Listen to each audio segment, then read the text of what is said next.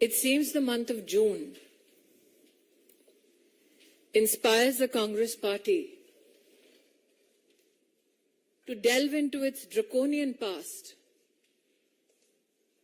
and in the present, where they have instruments of state. Such instruments are used to stifle democratic voices from political organizations that ideologically stand against the Congress Party. Leaders of the Bharatiya Janata Party and Karyakartas are in receipt of information with regards to an FIR filed against a position taken by the Bharatiya Janata Party with regards to Rahul Gandhi's US visit. The question that has been left unanswered by the Congress Party is this: is it true that Sri Gandhi met Sunita Vishwanath during his trip to the United States of America? Ladies and gentlemen of the press, you are aware that I myself had done a press conference with regards to George Soros's intentions to destabilize a democratic elected government in India. Question is, when it is known to every Indian what George Soros intends to do, why is Mr. Gandhi hobnobbing with those who are funded by George Soros? It is also evident that this is not the only Soros connection. Even in Mr. Gandhi's Bharat Jodo Yatra in Karnataka, the global vice president of the Open Society Foundation, funded by Mr. George Soros, was found accompanying Sri Gandhi. What is extremely distressing is the link with the Islamic Circle of North America. Those in the public domain who will research how the registration process for NRI interaction with Mr. Gandhi in New York ensued will find contact of a gentleman, Tazim Ansari. Mr. Ansari has an organizational link, it is believed, on the basis of publicly available records with the Jamaat-e-Islami. I attract your attention to our 116th Congress Resolution 160 in the House of Representatives on the 28th of February 2019. This resolution expressed concern about the threat posed to democracy by theocratic groups operating in South Asia. And a part of the resolution speaks about the affiliation between the Islamic Circle of North America and Jamaat-e-Islami. Irrespective of these documents available in public domain, the Congress has neither refuted a meeting between Mr. Gandhi and an individual funded, financially supported by George Soros, nor has the Congress party rejected the role of a certain Mr. Tazeem Ansari, who has links with an organization that a US resolution in the House of Representatives openly declares is affiliated to Jamaat-e-Islami. It is expected that the Congress party, given its draconian past, will leverage any instrument available to it to stifle those who voice an opinion against the Gandhi family. I have with me another article in hand. I will deliberately not name the publication or the reporter so that their safety is not endangered by the Congress party. But I will quote from this article, which is available in the public domain. And that article itself also indicates that how the Sorosian West looks at Mr. Gandhi as a pawn to checkmate not just Modi, but India. To file an FIR because the truth was spoken just indicates that as far as the emergency goes in the Gandhi family, the apple has not fallen far from the tree. Media के मित्रों को आभार व्यक्त करती हूं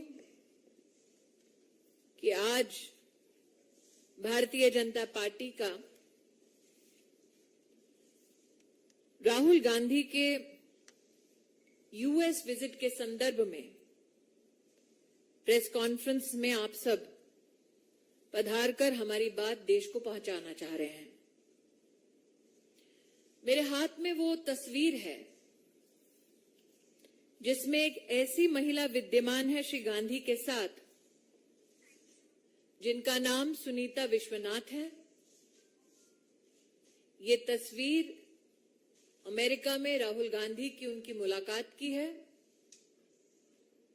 George Soros द्वारा funded, supported financially इस महिला से क्या गुफ्तगू कर रहे थे श्री गांधी, इसका खुलासा केवल श्री गांधी कर सकते हैं।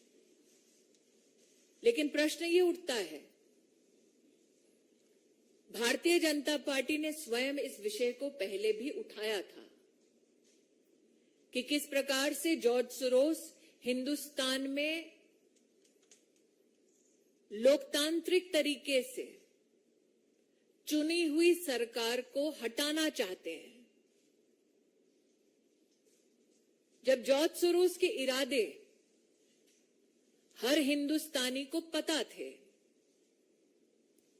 तब भी ऐसी क्या मजबूरी थी कि श्री गांधी ने जॉर्ज सोरोस की एक सहयोगी समर्थक के साथ अमेरिका में जाकर मीटिंग की। पब्लिक डोमेन में, इंटरनेट पर ये जानकारी भी उपलब्ध है कि श्री गांधी की 4 जून की न्यूयॉर्क की बैठक में रजिस्ट्रेशन के लिए एक व्यक्ति का नाम और नंबर दिया गया। उस व्यक्ति के, श्री अंसारी, उनके संबंध पाए गए Islamic circle of North America से।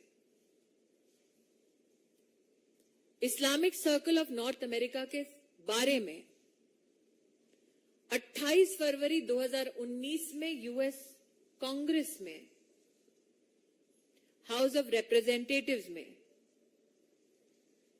एक रेजोल्यूशन के बारे में कहा गया कि इसका संपर्क और संबंध जमाते इस्लामी के साथ है। ऐसा क्यों है कि पब्लिक डोमेन में जिनका संबंध और संपर्क जमाते इस्लामी के साथ है, उनका सहारा लेने की कांग्रेस पार्टी को नौबत आ पड़ी। जॉर्ज सोरोस का और उनके द्वारा फंडेड संगठनों का राहुल गांधी से ताल्लुक नया नहीं पुराना है। एक और प्रकाशन में ये स्पष्ट हुआ है, इंटरनेट पर भी ये फोटोग्राफ्स उपलब्ध हैं। सलील शेट्टी नाम के एक सज्जन ने, जो ग्लोबल उपाध्यक्ष हैं ओपन सोसाइटी के, जॉर्ज सोरोस के संस्थान है, उनके साथ राहुल गांधी ने भारत जोड़ो यात्रा की। तो जो जॉर्ज सोरोस डंके की चोट पे कह रहे हैं कि वो हिंदुस्तान की लोकतांत्रिक ढांचे का एक अभिन्न अंग, उसकी सरकार को गिराना चाहते हैं, ऐसे संगठन के साथ और उस संगठन से संबद्ध लोगों के साथ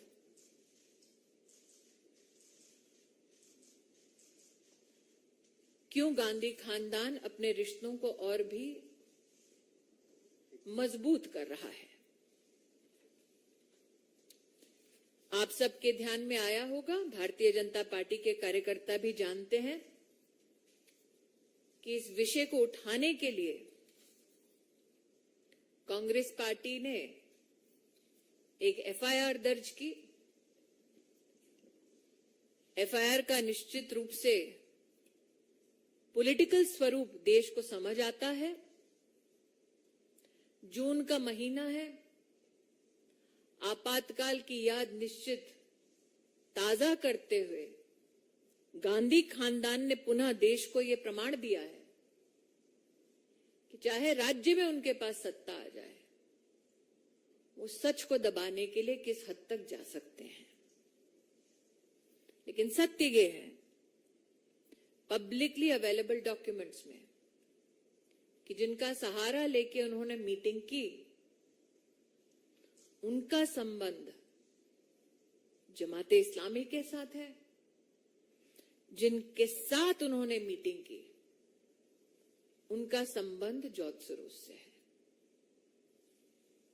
राजनीति नहीं, राष्ट्रनीति की दृष्टि से अगर सोचे तो सवाल वाजिब है कि जो व्यक्ति कहता है कि आपके देश की सरकार को वो किसी भी कीमत पर कितने भी पैसे देकर उखाड़ फेंकेगा, जो विदेशी कहता है,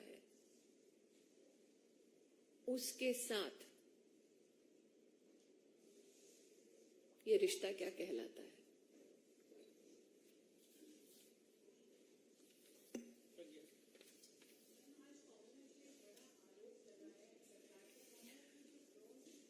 मैं दोबारा कह रही हूं, आज की ये मेरी विषय से जुड़ा कोई अगर सवाल है तो मुझे बताएं, क्योंकि मैं दोबारा कह रही हूं कि आपने आज तक किसी ऐसे गांधी खानदान के व्यक्ति को देखा जो जमाते इस्लामी द्वारा सपोर्टेड व्यक्तियों के माध्यम से अपनी मीटिंग करे?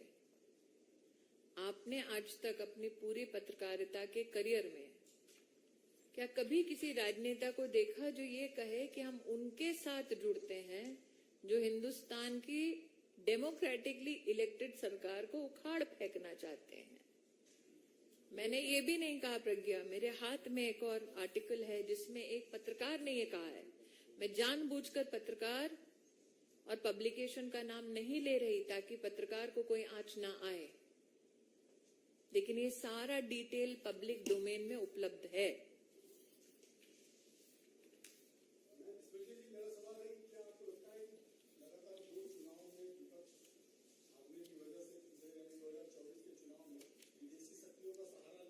नीरज जी, चुनाव लड़ना, चुनाव हारना और जीतना लोकतांत्रिक प्रतिक्रिया का एक अभिन्न अंग है। लेकिन मेरे जीवन में, कम से कम राजनीति के 20 साल में, मैंने कभी नहीं देखा कि कोई सत्ता के लिए इतना मोहित हो कि वो उनसे हाथ मिलाए जिनका संबंध जमाते इस्लामी से है। सत्ता के लिए इतना मोहित हो, इतना आकर्षित हो कि उनसे मुलाकात करे जो आपकी देश की व्यवस्थाओं को उखाड़ फेंकने का ऐलान करते हैं धड़ल्ले से। कोई भी राष्ट्रभक्त, और ये मैं इसलिए नहीं कह रही हूं क्योंकि मैं भाजपाई हूं, किसी भी हिंदुस्तानी से पूछ लीजिए, हम घर में अपने झगड़े सुलझा सकते हैं। बाहरी ताकतों से मिलकर क्या देश को संदेश देना चाह रहे थे?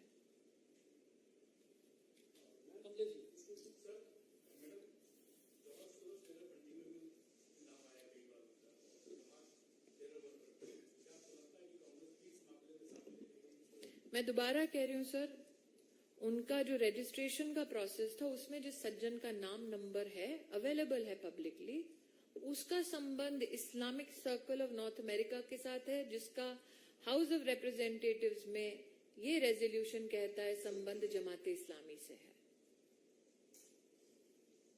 ये पब्लिकली अवेलेबल रिकॉर्ड है। तो जो एफआईआर की है उसमें लिखा है एनिमिटी पैदा करने वाला ये वाक्य है। किसके साथ एनिमिटी? जमाते इस्लामी के साथ।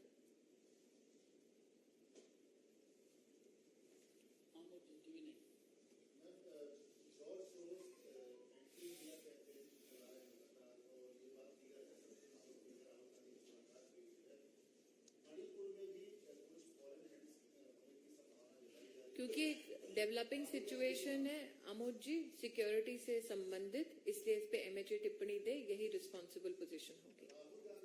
मैं वही कह रही हूँ, वो जानबूझकर जो भी कर रहे हैं, लेकिन मैं अपनी जिम्मेदारी को समझती हूँ। इस विषय पर एमएचए ही अपना वक्तव्य दे तो बेहतर रहेगा।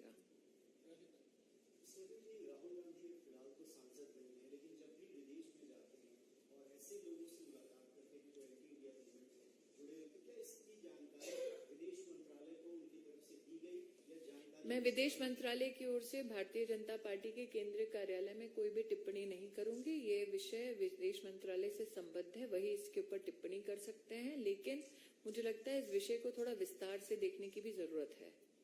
मेरी जो प्रेस कॉन्फ्रेंस हुई थी जॉर्ज सोरोस के संबंध में, जिसके बारे में कांग्रेस ने भी अपनी टिप्पणी की थी, उस प्रेस कॉन्फ्रेंस के बाद ये स्पष्ट था कि जॉर्ज सोरोस के हिंदुस्तान के खिलाफ क्या इरादे हैं। तब भी ये मुलाकात क्यों?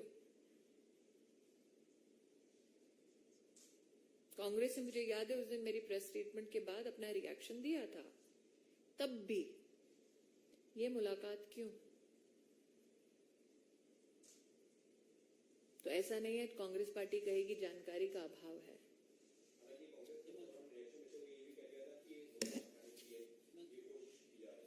मिले वो और कहें कि मुद्दा न बने। आप पत्रकार हैं, कि आपके लिए स्वाभाविक प्रश्न नहीं है?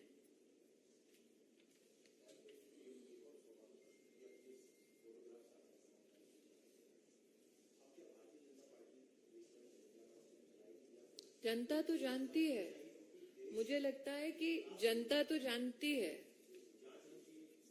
जनता तो जानती है। जॉर्ज सोरोस के बारे में जनता जानती है। क्या राहुल गांधी कहना चाहते हैं वो नहीं जानते?